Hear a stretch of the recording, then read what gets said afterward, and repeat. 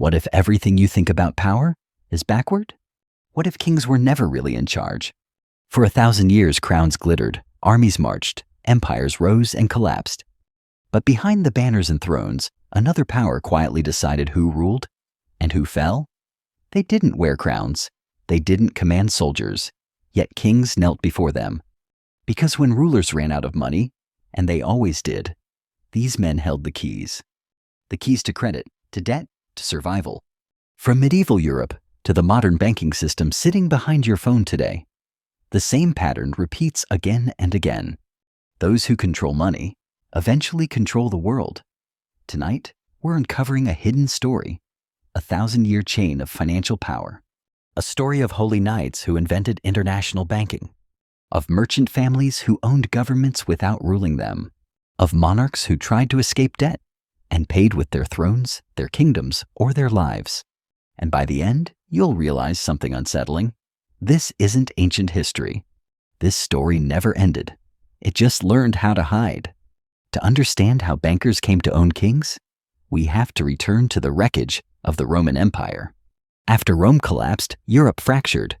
Trade routes vanished, cities shrank, coinage disappeared. For centuries, most people lived without money at all. Power came from land, from swords, from loyalty sworn face to face. Kings ruled not because they were rich, but because they controlled warriors. Yet warfare had a fatal weakness. Wars were expensive: armor, horses, weapons, fortifications, mercenaries.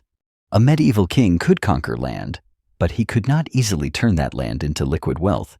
And when emergencies arrived, crusades, rebellions, famine, rulers needed money immediately. That need created an opening, a vacuum. And into that vacuum stepped something new: credit. In the 11th century, Europe was gripped by religious war. Thousands of pilgrims traveled from France and England to Jerusalem, and they were robbed constantly. So the church authorized a new military order, the Knights Templar. Warrior monks, bound by poverty, feared in battle, trusted by kings. But their greatest weapon was not the sword. It was accounting. Pilgrims could deposit gold at a Templar house in Paris and withdraw the same value in Jerusalem. On paper, no gold traveled, only trust.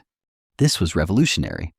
The Templars had unknowingly created one of the first international credit systems. What the Templars built mirrors modern SWIFT and wire transfers almost perfectly. No physical money moves. Transactions rely on trust. Records exist across multiple locations. When you send money today, dollars don't physically travel either. Databases update, balances shift, trust does the work.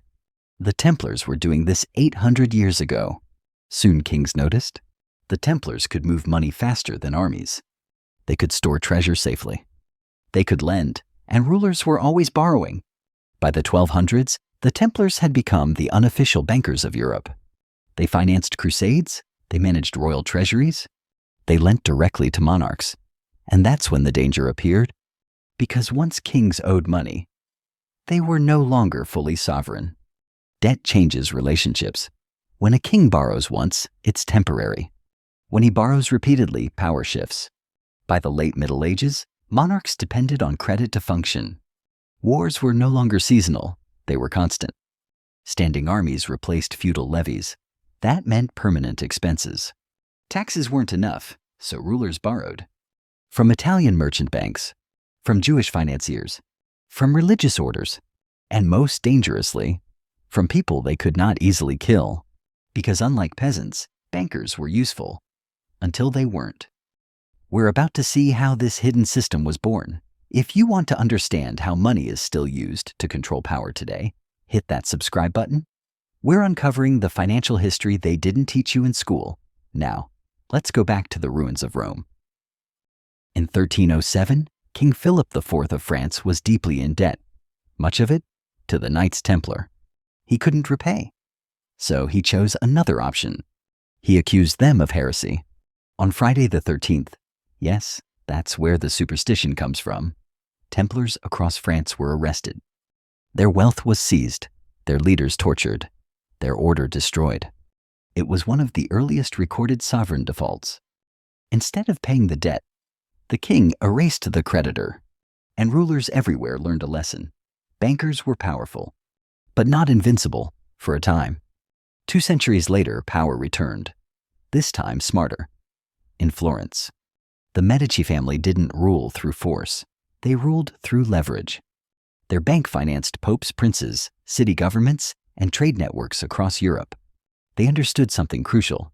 You don't need to sit on the throne if you control the person sitting on it. The Medici placed family members into the church, 4 popes. They married into royalty. They funded wars, then dictated peace terms. The Medici method mirrors modern financial lobbying. Fund political campaigns, control access to capital, influence lawmaking quietly, shape outcomes without public visibility. Today, banks don't need crowns. They shape regulation, they influence interest rates, they advise governments in crises, then profit from the rescue. The Medici perfected this model centuries ago. Power without visibility. Every monarch faced the same trap. War required money, money required credit, credit required bankers, and bankers demanded influence. When kings complied, debt grew. Either way, dependence deepened. Some tried to break free, they failed. Spain defaulted repeatedly in the 1500s. Each default crushed lenders, then forced higher interest later. Short-term relief, long-term disaster. Debt never vanished, it multiplied.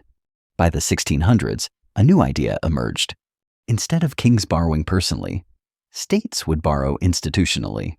National debt, the Bank of England, government bonds, permanent interest payments. War could now be funded indefinitely, and bankers became partners of the state, not enemies. The result?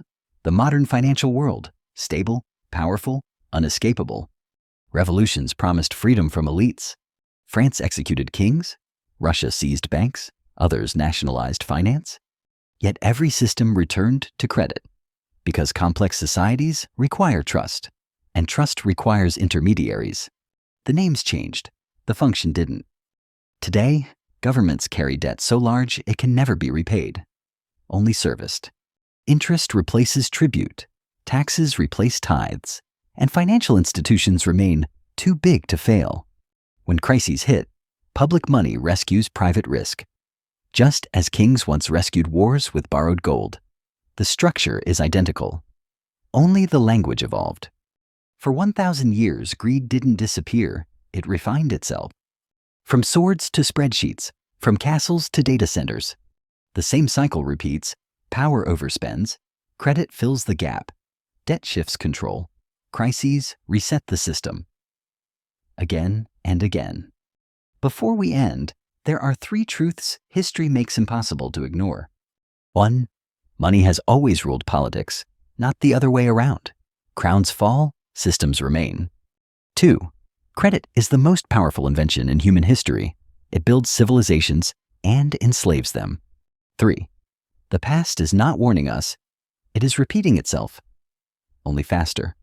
The bankers who once owned kings never disappeared. They evolved, and now, instead of owning crowns, they shape economies, which means they shape your life, your loans, your interest, your savings. The question isn't whether this system exists, it's whether people understand it. Because history shows one thing clearly. Those who don't understand debt always end up serving it. If you're realizing that history is just a series of financial scams, you're in the right place. Subscribe now, because next week, we're diving into the one banking family that makes the Medici look like amateurs.